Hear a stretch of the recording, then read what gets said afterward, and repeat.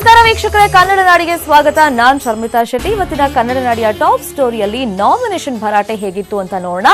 ಲೋಕಸಮರದ ಮೊದಲ ಹಂತದ ಚುನಾವಣೆಯ ನಾಮಿನೇಷನ್ಗೆ ಇವತ್ತು ಕೊನೆ ದಿನವಾಗಿತ್ತು. ಹಲವು ಕ್ಷೇತ್ರಗಳ ಜೊತೆಗೆ ಕೊನೆ ಕ್ಷಣದವರೆಗೂ ಕುತೂಹಲ ಮೂಡಿಸಿದ ಬೆಂಗಳೂರು ಗ್ರಾಮಾಂತರ ಕ್ಷೇತ್ರಕ್ಕೆ ರಾಷ್ಟ್ರೀಯ ಪಕ್ಷಗಳ ನಾಯಕರು ನಾಮಿನೇಷನ್ ಮಾಡಿದ್ದಾರೆ. ಖುದ್ದು ಸಿಎಂ ಅಖಾಡಕ್ಕಿಳಿದು ಡಿಕೆಶಿ ಬ್ರದರ್ ಬೆಂಬಲಕ್ಕೆ ಬಲ ಪ್ರದರ್ಶಿಸಿದರು. ಬೆಂಗಳೂರು ಗ್ರಾಮಾಂತರ ಕ್ಷೇತ್ರದಲ್ಲಿ ಮೈತ್ರಿ ಶಕ್ತಿ ಪ್ರದರ್ಶನ. ಕಾಂಗ್ರೆಸ್ ಅಭ್ಯರ್ಥಿ ಡಿಕೆ ಸುರೇಶ್ ನಾಮಪತ್ರ ಸಲ್ಲಿಕೆ. ನಾಮಿನೇಷನ್ಗೂ ಮುನ್ನ ಮಂದಿರ ಮಸೀದಿಗೆ ಭೇಟಿ.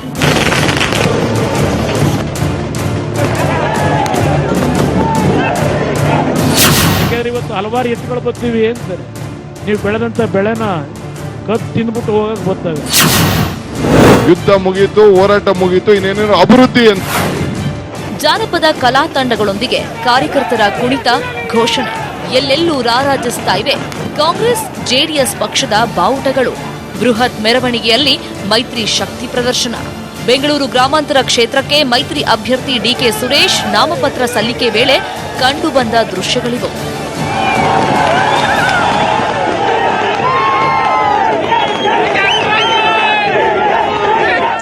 ನಾಮಪತ್ರ ಸಲ್ಲಿಕೆಗೂ ಮುನ್ನ ಹಾಲಿ ಸಂಸದ ಡಿಕೆಶಿ ಬ್ರದರ್ ಡಿಕೆ ಸುರೇಶ್ ಮಂದಿರ ಮಸೀದಿಗಳಿಗೆ ಭೇಟಿ ನೀಡಿ ಪ್ರಾರ್ಥನೆ ಸಲ್ಲಿಸಿದರು.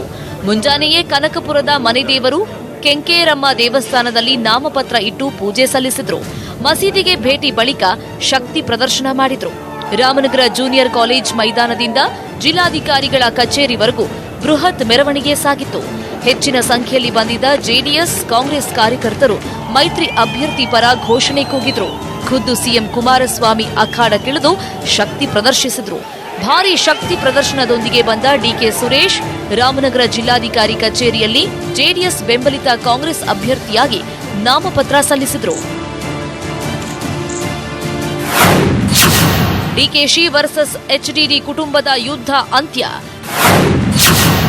ನಾವೀಗ ಅಭಿವೃದ್ಧಿಗೆ ಒಂದಾಗಿದ್ದೀವೆಂದ ಜೋಡೆತ್ತು. ರಾಮನಗರ ಅಂದ್ರೆ ಅದು ಡಿಕೆಶಿ ವರ್ಸಸ್ ದೇವೇಗೌಡರ ಕುಟುಂಬಗಳ ಹೋರಾಟ ಅಂತಾನೆ ಇತ್ತು. ಆದರೆ ಈ ಚುನಾವಣೆಯಿಂದ ಚಿತ್ರಣ ಬದಲಾಗಿದೆ. ನಿನ್ನೆ ಸಿಎಂ ಪುತ್ರನ ನಾಮಿನೇಷನ್ಗೆ ಡಿಕೆಶಿ ಹೋಗಿದ್ರು. ಇಂದು ಡಿಕೆಶಿ ಬ್ರದರ್ ನಾಮಿನೇಷನ್ಗೆ ಖುದ್ದು ಸಿಎಂ ಬಂದು ಶಕ್ತಿ ಪ್ರದರ್ಶಿಸಿದ್ರು. ಮುನಿಸು ಮರೆತು ಒಂದಾದ ಬಗ್ಗೆ ನಾವೀಗ ಅಣ್ಣ ತಮ್ಮಂದಿರಂತೆ ಬಂದಿದ್ದೀವಿ ಅಂತ ಸಿಎಂ ಅಂದ್ರೆ ಅಭಿವೃದ್ಧಿಗಾಗಿ 33 ವರ್ಷಗಳ ಹೋರಾಟ ಮರೆತು ಒಂದಾಗಿದ್ದೀವಿ ಅಂತ ಸಚಿವ ಡಿಕೆಶಿ ಹೇಳಿದ್ರು. ಹಂಗೆ ನಾನು ಕುಮಾರಸ್ವಾಮಿ ಅವರು, ನಾನು ಗೌಡ್ರ ಜೊತೆ ಎಲೆಕ್ಷನ್ ನಿಂತವನು. ಗೌಡ್ರ ಮೇಲೆ 85ರಲ್ಲಿ 33 ವರ್ಷ ಹೋರಾಟ ಮಾಡಿದೀನಿ. ಇನ್ನೆಷ್ಟು ಬಿಸಿ ರಕ್ತ ಮಾಡಿಕೊಳ್ಳಿ ಅಂತಾನೆ. ಕೊನೆಗೆ 88 ಬಿಟ್ಬಿಟ್ಟು ಇಬ್ರು ಸೇರಿ ಜೊತೆ ಕೈ ಏನ್ ಸಾಕು, ನಾವೇನು ಯುದ್ಧ ಮುಗೀತು, ಹೋರಾಟ ಮುಗೀತು, ಇನ್ನೇನೇನು ಅಭಿವೃದ್ಧಿ ಅಂತ ಹೇಳಿ ನಾನು ಬಾಲಣ್ಣ ನಾವೆಲ್ಲ ಸೇರಿ ತೀರ್ಮಾನ ಮಾಡಿ ಅಭಿವೃದ್ಧಿ ಕಡೆ ನಿಮ್ ಸೇವೆ ಮಾಡ್ಲಿಕ್ಕೆ ಇವತ್ತು ಹೊರಟಿದ್ದೇವೆ. ಶಿವಕುಮಾರ್ ಅವರು ಹೇಳಿದ್ರು, ನಾನು ಒಂದು ಕಾಲದಲ್ಲಿ ಸ್ವಲ್ಪ ಬಹಳ ರ್ಯಾಶ್ ಆಗಿ ಹೋಗ್ತಾ ಇದ್ದೆ, ಈಗೆಲ್ಲ ಬಿಟ್ಟುಬಿಟ್ಟಿದ್ದೀನಿ, ಆ ಸವಾಸ ಬೇಡ ಅಂತೇಳಿ. ಇನ್ ಯಾತಕಪ್ಪ ಈ ದ್ವೇಷದ ರಾಜಕೀಯ ಅಂತೇಳಿ ಅವರಲ್ಲೂ ಇವತ್ತೇನೋ ಒಂದು ಹೃದಯ ವೈಶಾಲ್ಯತೆಯನ್ನು ಕಾಣ್ತಾ ಇದ್ದೇನೆ. ಇವತ್ತು ನಾವು ನಿಮ್ಮ ಕುಟುಂಬದ ಮಕ್ಕಳಿದ್ದಾಗೆ ನಾವೆಲ್ಲ. ರಾಮನಗರದಲ್ಲೂ ಜೋಡೆತ್ತು ಬಿಡದೆ ಸಿಎಂ ವಾಗ್ದಾಳಿ. ರಾಮನಗರದಲ್ಲೂ ಸಿಎಂ ಮತ್ತೆ ಜೋಡೆತ್ತುಗಳ ಬಗ್ಗೆ ಎಚ್ಚರವಾಗಿರಿ ಅಂತ ವಾಗ್ದಾಳಿ ಮಾಡಿದ್ರು. ತಾವುಗಳು ಇವತ್ತು ದುಡಿಯುವ ಎತ್ತುಗಳನ್ನ ಉಳಿಸಬೇಕು. ನೀವು ಮೇವನ್ನು ಕೊಡಬೇಕಾಗಿರ್ತಕ್ಕಂಥದ್ದು ನಿಮ್ಮ ಕರ್ತವ್ಯ ಇದೆ. ಯಾಕೆಂದ್ರೆ ಇವತ್ತು ಹಲವಾರು ಎತ್ತುಗಳು ಬರ್ತೀವಿ ಅಂತಾರೆ. ಆ ಎತ್ತುಗಳು ಬರ್ತಕ್ಕಂಥದ್ದು ಹೊರ ಉಳಕ್ ಬರಲ್ಲ. ನೀವು ಬೆಳೆದಂತ ಬೆಳೆನ ಕದ್ದು ತಿಂದ್ಬಿಟ್ಟು ಹೋಗಕ್ ಬರ್ತವೆ. ಅಂತ ಎತ್ತುಗಳನ್ನ ನೀವು ನಂಬೇಡಿ. ಕೊನೆ ಕ್ಷಣದಲ್ಲಿ ಅಶ್ವಥ್ ನಾರಾಯಣ್ಗೆ ಬಿಜೆಪಿ ಟಿಕೆಟ್. ಸೈನಿಕನಿಗೂ ಸಿಗಲಿಲ್ಲ, ಪುತ್ರಿಗೂ ಕೊಡಲಿಲ್ಲ ಟಿಕೆಟ್. ಇನ್ನು ಬಿಜೆಪಿಯಿಂದ ಸಿಪಿ ಯೋಗೀಶ್ವರ್ಗಾಗ್ಲಿ ಅವರ ಪುತ್ರಿ ನಿಶಾಗಾಗ್ಲಿ ಟಿಕೆಟ್ ಸಿಗಲಿಲ್ಲ. ಕೊನೆ ಕ್ಷಣದಲ್ಲಿ ಅಶ್ವಥ್ ನಾರಾಯಣ್ಗೆ ಟಿಕೆಟ್ ಘೋಷಿಸಿತ್ತು ಬಿಜೆಪಿ. ಇವತ್ತು ಬಿಜೆಪಿ ಅಭ್ಯರ್ಥಿಯಾಗಿ ಆರ್ ಅಶೋಕ್ರೊಂದಿಗೆ ಅಶ್ವಥ್ ನಾರಾಯಣ್ ಗೌಡ ನಾಮಪತ್ರ ಸಲ್ಲಿಸಿದ್ರು. ವೆಂಕಟೇಶ್ ಜೊತೆ ಕೃಷ್ಣ, ನ್ಯೂಸ್ 18 ಕನ್ನಡ, ರಾಮನಗರ. ಮಂಡ್ಯ ರಾಜಕೀಯ ದಿಲ್ಲಿ ರಾಜಕೀಯವನ್ನು ಮೀರಿಸ್ತಾ ಇದೆ. ಮಂಡ್ಯದ ಗೌಡ್ತಿ ಸುಮಲತಾ ವಿರುದ್ಧ ದಳಪತಿಗಳ ವಾಗ್ದಾಳಿ ದಿನೇ ದಿನೇ ಜಾಸ್ತಿ ಆಗ್ತಾನೆ ಇದೆ. ಸುಮಲತಾ ಬೆನ್ನಿಗೆ ನಿಂತ ಸ್ಟಾರ್ಗಳ ವಿರುದ್ಧ ಜೋಡೆತ್ತು ವಾರ್ ಶುರು ಮಾಡಿರೋ ಸಿಎಂ ವಿರುದ್ಧ ಮಂಡ್ಯದ ಹೆಣ್ಣು ತಿರುಗೇಟನ್ನ ಕೊಡ್ತಾ ಇದ್ದಾರೆ. ನೀವು ಬೆಳೆದಿರ್ತಕ್ಕಂಥ ಬೆಳೆನ ಅರ್ಧ ರಾತ್ರಿ ಬಂದು ಮೇಯ್ಕೊಂಡು ಹೋಗಂತ ಚೆತ್ಗಳನ್ನ ದಯವಿಟ್ಟು ನೋಡಬೇಡಿ. ಪದಗಳಿದೆಯಲ್ಲ, ಒಂದು CM ಸ್ಥಾನಕ್ಕೆ ಅದು ಶೋಭೆ ತರಲ್ಲ ಅನ್ನೋದು ನನ್ನ ಅನಿಸಿಕೆ. ಮಂಡ್ಯ ಲೋಕಸಭಾ ಚುನಾವಣಾ ಕಣ ಈ ಬೇಸಿಗೆಯ ಬಿಸಿಗಿಂತ ಹೆಚ್ಚು ಕಾವೇರ್ತಿದೆ. ಸುಮಲತಾ ಹಾಗೂ ನಿಖಿಲ್ ನಡುವಿನ ಕುರುಕ್ಷೇತ್ರ ಕದನ ಜೋರಾಗ್ತಿದೆ. ಏಟಿಗೆ ಎದುರೇಟು, ತಿರುಗೇಟು, ಒಳಏಟು ಎಲ್ಲವೂ ಮಂಡ್ಯ ಕುರುಕ್ಷೇತ್ರದಲ್ಲಿ ಕಾಣ್ತಿದೆ. ಸುಮಲತಾ ಬೆನ್ನಿಗೆ ನಿಂತಿರೋ ಸ್ಟಾರ್ ಬಲಕ್ಕೆ ಜೋಡೆತ್ತುಗಳಲ್ಲ ಕಳ್ಳೆತ್ತುಗಳು ಎಂದ CM ಕುಮಾರಸ್ವಾಮಿ ವಿರುದ್ಧ ಸುಮಲತಾ ನೇರವಾಗಿ ಟಾಂಗ್ ಕೊಟ್ಟಿದ್ದಾರೆ. ನಿಖಿಲ್ ಪ್ರಚಾರದಲ್ಲಿ ಅಂಬರೀಶ್ ಹೆಸರು ಬಳಸಿಕೊಂಡ ಸಚಿವ DKಶಿಗೂ ತಿರುಗೇಟು ಕೊಟ್ಟಿದ್ದಾರೆ. ಅರ್ಧ ರಾತ್ರಿ ಬಂದು ಮೇಯ್ಕೊಂಡು ಹೋಗಂತ ಚೆತ್ಗಳನ್ನ ದಯವಿಟ್ಟು ನೋಡಬೇಡಿ. ಇಲ್ಲಿ ಇಬ್ರು ನಿಜವಾದ ಜೋಡೆತ್ತಿದ್ದೇವೆ. ಇಲ್ಲಿ ಅಂಬರೀಶ್ ಅವರ ಆತ್ಮಶಾಂತಿಗೆ, ಅವರ ಆತ್ಮಕ್ಕೆ ಶಾಂತಿ ಸಿಗ್ಬೇಕು ಅಂದ್ರೆ ನಿಖಿಲ್ ಗೌಡ್ರಿಗೆ ನೀವೆಲ್ಲ ಆಶೀರ್ವಾದ ಮಾಡಬೇಕು. ಮಂಡ್ಯ ರಣಕಣದಲ್ಲಿ ಸ್ವತಂತ್ರ ಸುಮಲತಾ ಪ್ರಚಾರ. ಎದುರಾಳಿಗಳ ಜೋಡೆತ್ತು ಜಟಾಪಟಿಗೆ ಗೌಡ್ತಿ ಗುಟೂರು. ನಿಖಿಲ್ ನಾಮಿನೇಷನ್ನಿಂದ ಸುಮಲತಾ ಹಾಗೂ CM ಪುತ್ರನ ನಡುವೆ ಅಧಿಕೃತ ಸಮರ ಆರಂಭವಾಗ್ತಿದ್ದಂತೆ ಇಂದು ಸುಮಲತಾ ಮಂಡ್ಯದಲ್ಲಿ ಪ್ರಚಾರ ಮುಂದುವರೆಸಿದ್ರು. ಶ್ರೀರಂಗಪಟ್ಟಣ ಕ್ಷೇತ್ರದಲ್ಲಿ ಅಂಬಿ ಬೆಂಬಲಿಗರು ಹಾಗೂ ಕೆಲ ಕಾರ್ಯಕರ್ತರೊಂದಿಗೆ ಭರ್ಜರಿ ಕ್ಯಾಂಪೇನ್ ಮಾಡಿದ್ರು. ರಾಘವೇಂದ್ರ ಮಠದಲ್ಲಿ ಪೂಜೆ ಸಲ್ಲಿಸಿ ಮತ್ತೆ ಕ್ಷೇತ್ರ ಸಂಚಾರ ಶುರು ಮಾಡಿದ್ರು. ಪ್ರಚಾರದ ವೇಳೆ CMಗೂ ಸಚಿವ DKಶಿಗೂ ತಿರುಗೇಟು ಕೊಟ್ರು. ಅವ್ರ ಪರವಾಗಿ ಪ್ರಚಾರಕ್ಕೆ ಬಂದ್ರೆ ಅದು ಪ್ರಚಾರ, ನನ್ನ ಪರವಾಗಿ ಪ್ರಚಾರಕ್ಕೆ ಬಂದ್ರೆ ಅದು ಅನಾಚಾರ. ಈ ಒಂದು ರೀತಿಯಲ್ಲಿ ಇವರು ಮಾತನಾಡೋ ಮಾತುಗಳಿದೆ, ಇದು ಸರಿಯಲ್ಲ. ಜನ ಮೂರ್ಖರಲ್ಲ, ಮುಟ್ಟಾಳರಲ್ಲ, ಅವ್ರಿಗೆಲ್ಲ ಗೊತ್ತಾಗತ್ತೆ, ಎಲ್ಲ ಅರಿವಿದೆ ಅವ್ರಿಗೆ ಅಂಬರೀಷ್ ಅವರ ಆತ್ಮ ಶಾಂತಿ ಬಗ್ಗೆ ಅಷ್ಟೊಂದು ಕಾಳಜಿ ಇದೆ. ನನಗೆ ತುಂಬ ಸಂತೋಷ ಆಗ್ತಿದೆ. ಅಷ್ಟೇ ಕಾಳಜಿ ಇದ್ದಿದ್ರೆ ಅವರು DK ಸುರೇಶ್ ಅವರ ಸೀಟ್ನ ಬಿಟ್ಕೊಡ್ಬೋದಾಗಿತ್ತು. ಸುಮಲತಾಗೆ ವ್ಯಕ್ತವಾಗ್ತಿದೆ ಭಾರೀ ಬೆಂಬಲ. ಮಂಡ್ಯ ಹೆಣ್ಣು ನೋಡಿ ಎಂದ ಗೌಡ್ತಿ. ಸುಮಲತಾಗೆ ಜಿಲ್ಲೆಯಲ್ಲಿ ಭಾರೀ ಬೆಂಬಲ ವ್ಯಕ್ತವಾಗ್ತಿದೆ. ಕನ್ನಡ ಪರ ಸಂಘಟನೆ ಸೇರಿದಂತೆ ವಿಷ್ಣು ಸೇನಾ ಸಮಿತಿಯ ಅಭಿಮಾನಿಗಳು, ಸಂಘಟನೆಗಳು, ರೈತ ಸಂಘ ಸುಮಲತಾರನ್ನ ಬೆಂಬಲಿಸಿವೆ.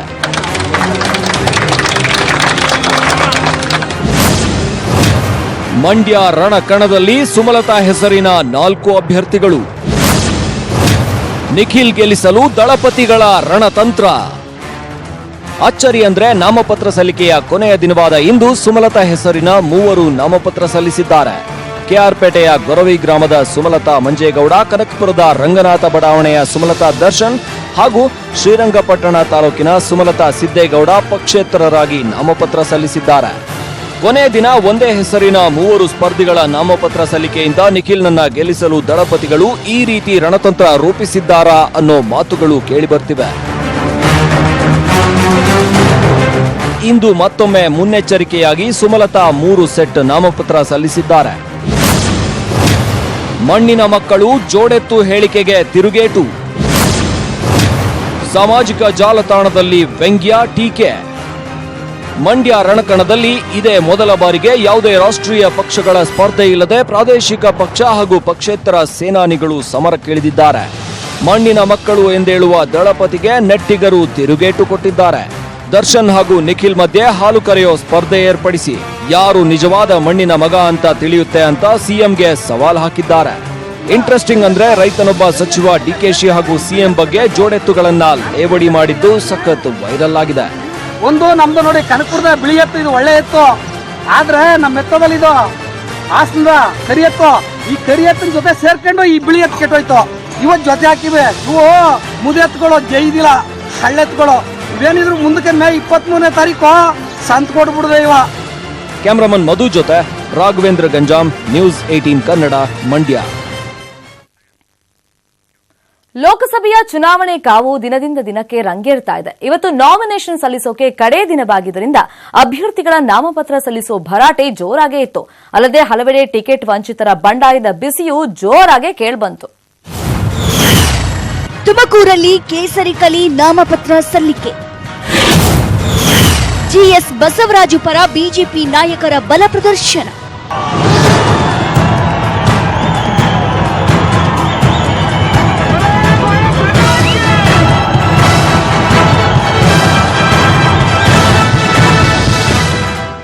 ಸಂಪದರು ನಾಡು ತುಮಕೂರು ಲೋಕಸಭಾ ಕ್ಷೇತ್ರ ನಿಜಕ್ಕೂ ರಣಾಂಗಣವಾಗ್ತಿದೆ. ರಾಜ್ಯದ ಹೈ ವೋಲ್ಟೇಜ್ ಕ್ಷೇತ್ರಗಳಲ್ಲಿ ಮೊದಲ ಸ್ಥಾನದಲ್ಲಿ ನಿಲ್ಲೋ ತುಮಕೂರಲ್ಲಿ ತ್ರಿಕೋನ ಸ್ಪರ್ಧೆ ಏರ್ಪಟ್ಟಿದೆ.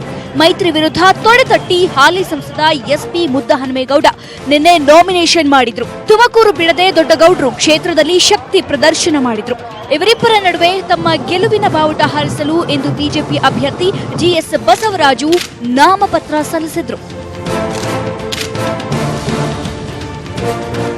ಬೆಳಗ್ಗೆ ಗುಬ್ಬಿ ರಸ್ತೆಯಲ್ಲಿರುವ ವಿನಾಯಕ ದೇಗುಲದಲ್ಲಿ ಪೂಜೆ ಸಲ್ಲಿಸಿದ್ರು. ಬಳಿಕ ಬೃಹತ್ ಮೆರವಣಿಗೆ ಮೂಲಕ ಬಿಜೆಪಿಯ ಶಕ್ತಿ ಪ್ರದರ್ಶನ ಮಾಡಿದ್ರು. ಮೆರವಣಿಗೆಯಲ್ಲಿ ಜಿಲ್ಲೆಯ ಬಿಜೆಪಿ ನಾಯಕರೆಲ್ಲ ಭಾಗಿಯಾಗಿ ಒಗ್ಗಟ್ಟು ಪ್ರದರ್ಶಿಸಿದ್ರು.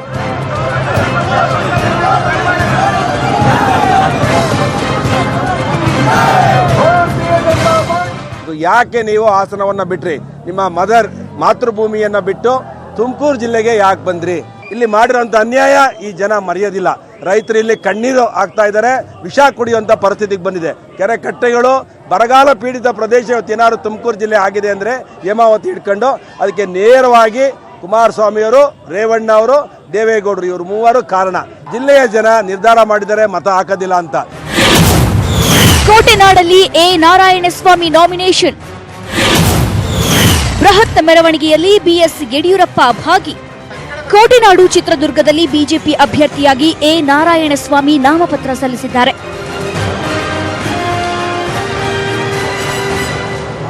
ಇದಕ್ಕೂ ಮುನ್ನ ಕನಕವೃತ್ತದಿಂದ ಆರಂಭವಾದ ರೋಡ್ ಶೋನಲ್ಲಿ ಬಿಜೆಪಿ ರಾಜ್ಯಾಧ್ಯಕ್ಷ ಯಡಿಯೂರಪ್ಪ, ಶಾಸಕ ಶ್ರೀರಾಮುಲು ಸೇರಿದಂತೆ ಬಿಜೆಪಿ ನಾಯಕರು ಶಕ್ತಿ ಪ್ರದರ್ಶಿಸಿದರು.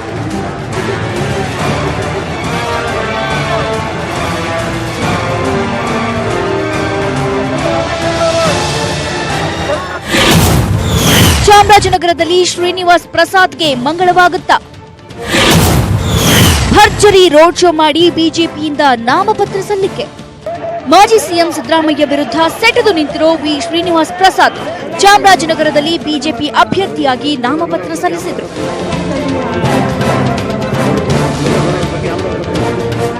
ಭುವನೇಶ್ವರಿ ಸರ್ಕಲ್ನಿಂದ ಸಾವಿರಾರು ಕಾರ್ಯಕರ್ತರೊಂದಿಗೆ ರೋಡ್ ಶೋ ಮಾಡಿದ ಶ್ರೀನಿವಾಸ್ ಪ್ರಸಾದ್ ಕಾಂಗ್ರೆಸ್ನ ಆರ್ ಧ್ರುವ ನಾರಾಯಣ್ ವಿರುದ್ಧ ಕಣಕ್ಕಿಳಿದಿದ್ದಾರೆ.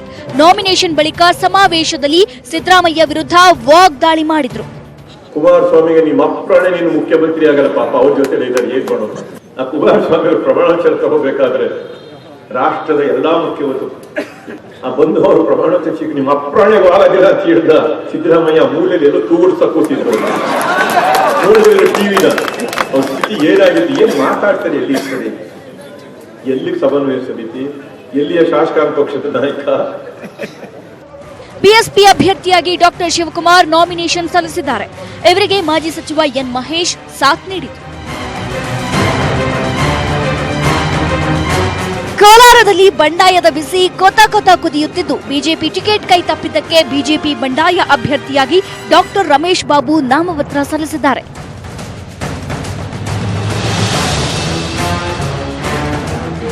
ಒಟ್ಟಾರೆ ಮೊದಲ ಹಂತದ 14 ಕ್ಷೇತ್ರಗಳಲ್ಲಿ ಇಂದು ನಾಮಿನೇಷನ್ ಮುಕ್ತಾಯವಾಗಿದೆ.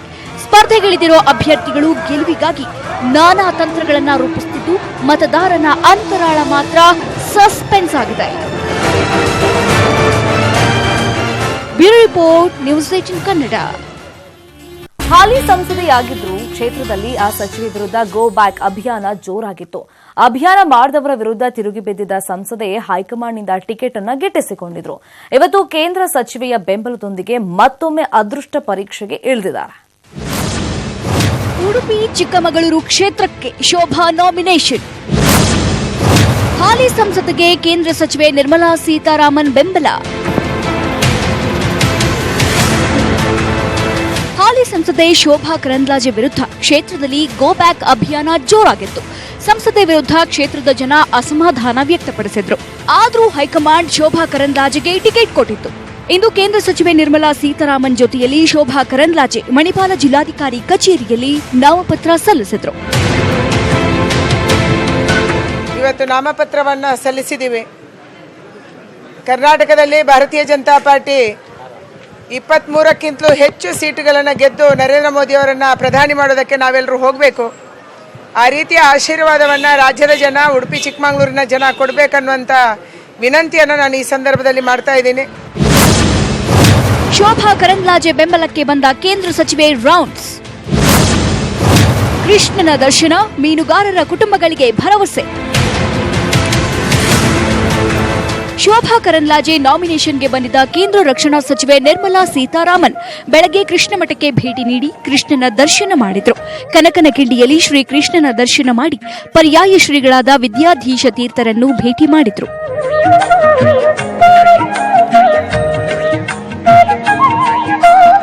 ಈ ವೇಳೆ ವಿಂಗ್ ಕಮಾಂಡರ್ ಅಭಿನಂದನ್ ಅವರನ್ನ ಕೃಷ್ಣ ಮಠಕ್ಕೆ ಕಳಿಸಿಕೊಡಿ, ಅವರನ್ನ ಸನ್ಮಾನಿಸಬೇಕೆಂದು ಶ್ರೀಗಳು ಕೇಂದ್ರ ಸಚಿವೆ ಬಳಿ ಮನವಿ ಮಾಡಿದ್ರು. ಶ್ರೀಗಳ ಭೇಟಿ ಬಳಿಕ ಅನಂತೇಶ್ವರದಲ್ಲಿ ಶಿವನ ದರ್ಶನ ಮಾಡಿ ಮಣಿಪಾಲದ ಖಾಸಗಿ ಹೋಟೆಲ್ನಲ್ಲಿ ಮೀನುಗಾರರ ಮುಖಂಡರೊಂದಿಗೆ ಚರ್ಚಿಸಿದ್ರು. ಮೀನುಗಾರರ ನಾಪತ್ತೆ ಪ್ರಕರಣದಲ್ಲಿ ಸಾಕ್ಷಿ ಇಲ್ಲದೆ ನೌಕಾದಳದ ಮೇಲೆ ದೂರುವುದು ಸರಿಯಲ್ಲ ಅಂತ ಆರೋಪಿಸಿದ್ದವರಿಗೆ ತಿರುಗೇಟು ಕೊಟ್ರು. ಬಳಿಕ ಮಲ್ಪೆಗೆ ತೆರಳಿ 3 ತಿಂಗಳಿನಿಂದ ಕಾಣೆಯಾಗಿರೋ ಮೀನುಗಾರರಾದ ದಾಮೋದರ್ ಹಾಗೂ ಚಂದ್ರಶೇಖರ್ ಮನೆಗೂ ಭೇಟಿ ಕೊಟ್ಟು ಧೈರ್ಯ ತುಂಬಿದ್ರು.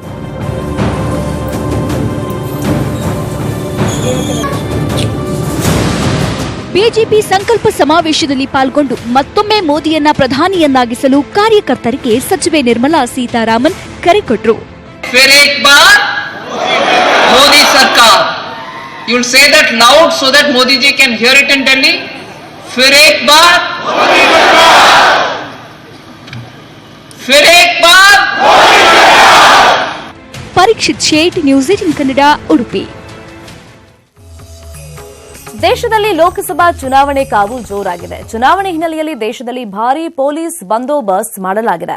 ಪೊಲೀಸ್ ಬಂದೋಬಸ್ತ್ ನಡುವೆನೂ ಮಲೆನಾಡಿನ ಪಟ್ಟಣವೊಂದರಲ್ಲಿ ವಿಧ್ವಂಸಕ ಕೃತ್ಯಕ್ಕೆ ವ್ಯಕ್ತಿಯೋರ್ವ ಸ್ಕೆಚ್ ಹಾಕಿದ್ದು ಪೊಲೀಸರ ಅತಿಥಿಯಾಗಿದ್ದಾನೆ. ಕಳಸ ಮನೆಯೊಂದರಲ್ಲಿ ಸ್ಫೋಟಕ ವಸ್ತುಗಳು ಪತ್ತೆ. ವಿಧ್ವಂಸಕ ಕೃತ್ಯದ ಸಂಚು ಶಂಕಿಸಿ ಓರ್ವನ ಬಂಧನ.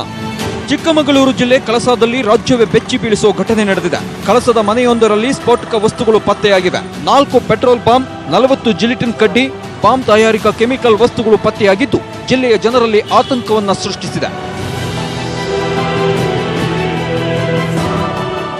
ಕಳಸ ವಾಸಿ ಅಜೀಜ್ ಎಂಬುವರ ಮನೆಯಲ್ಲಿ ಈ ಸ್ಫೋಟಕ ವಸ್ತುಗಳ ಪತ್ತೆಯಾಗಿದ್ದು ಪೊಲೀಸರೇ ಒಂದು ಕ್ಷಣ ಬೆಚ್ಚಿ ಬಿದ್ದಿದ್ದಾರೆ. ಮನೆ ಮೇಲ್ಛಾವಣಿಯಲ್ಲಿ ಸ್ಫೋಟಕ ವಸ್ತುಗಳು ಪತ್ತೆಯಾಗಿದ್ದು 45 ವರ್ಷದ ಅಜೀಜ್ನನ್ನ ಪೊಲೀಸರು ಬಂಧಿಸಿದ್ದಾರೆ.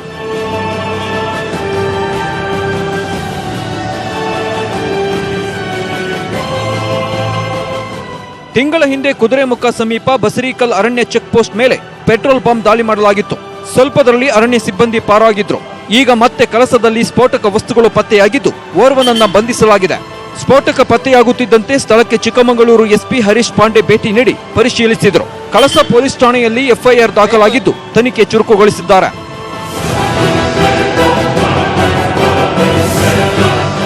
ಲೋಕಸಭಾ ಚುನಾವಣೆ ಸಮಯದಲ್ಲಿ ಸ್ಫೋಟಕ ವಸ್ತುಗಳು ಪತ್ತೆಯಾಗಿರೋದು ರಾಜ್ಯದ ಜನರನ್ನ ಬೆಚ್ಚಿ ಬೀಳಿಸಿದೆ. ಚುನಾವಣೆ ಹೊತ್ತಲ್ಲಿ ವಿಧ್ವಂಸಕ ಕೃತ್ಯ ಎಸಗಲು ಸಂಚು ರೂಪಿಸಿರೋ ಶಂಕೆ ವ್ಯಕ್ತವಾಗಿದ್ದು ಹದ್ದಿನ ಕಣ್ಣಿಡಲಾಗಿದೆ. Veeresh G Hosur, news 18 Kannada, Chikkamagaluru. ಬಳ್ಳಾರಿಯ ಉಚ್ಚಂಗಿ ದುರ್ಗದ ಉಚ್ಚಂಗಿಮ್ಮ ದೇವಸ್ಥಾನದ ಹುಂಡಿಯಲ್ಲಿ ಭಕ್ತರ ವಿಚಿತ್ರ ಹರಕೆ ಪತ್ರಗಳು ಪತ್ತೆಯಾಗಿವೆ. ಪಿಯುಸಿ ವಿದ್ಯಾರ್ಥಿನಿಯೊಬ್ಬಳು ಪರೀಕ್ಷೆಯಲ್ಲಿ ಪಾಸ್ ಮಾಡು ದೇವ್ರೆ, ಮುಂದಿನ ಬಾರಿ ಬಂದು ದರ್ಶನ ಪಡೀತೀನಿ ಅಂತ ಪತ್ರವನ್ನ ಬರೆದಿದ್ದಾಳೆ. ಏನೋ ರೈತನೊಬ್ಬ ಸಾಲ ಮಾಡಿ ಅಡಿಕೆ ತೋಟ ಮಾಡಿದ್ದೀನಿ, ಅಡಿಕೆಗೆ ನೀರಿನ ಕೊರತೆ ಆಗ್ತಾ ಇದೆ, ನಿನ್ನ ಅನುಗ್ರಹದಿಂದ ಫಸಲು ಬಂದಿದೆ, 10 ಕ್ವಿಂಟಲ್ ರಾಶಿ ಅಡಿಕೆ ಬರುವಂತೆ ಮಾಡು ಅಂತ ಪತ್ರದಲ್ಲಿ ಮನವಿ ಮಾಡಿಕೊಂಡಿದ್ದಾನೆ. ಇನ್ನು ಗೃಹಿಣಿಯೊಬ್ಬಳು ಪತಿಯ ಮನೆಯಲ್ಲಿ ನೆಮ್ಮದಿ ನೆಲೆಸಲಿ, ಅಪ್ಪ ತಂಗಿ ಮನೆ ಚೆನ್ನಾಗಿರ್ಲಿ, ದುಡ್ದ ಹಣ ಕೈ ಸಿಗುವಂತಾಗ್ಲಿ ಅಂತ ಪತ್ರ ಬರೆದು ಕೋರ್ಕೊಂಡಿದ್ದಾರೆ. ಇವತ್ತು ಹುಂಡಿ ಹಣ ಎಣಿಕೆ ಕಾರ್ಯದಲ್ಲಿ ಈ ವಿಚಿತ್ರ ಪತ್ರಗಳು ಪತ್ತೆಯಾಗಿವೆ.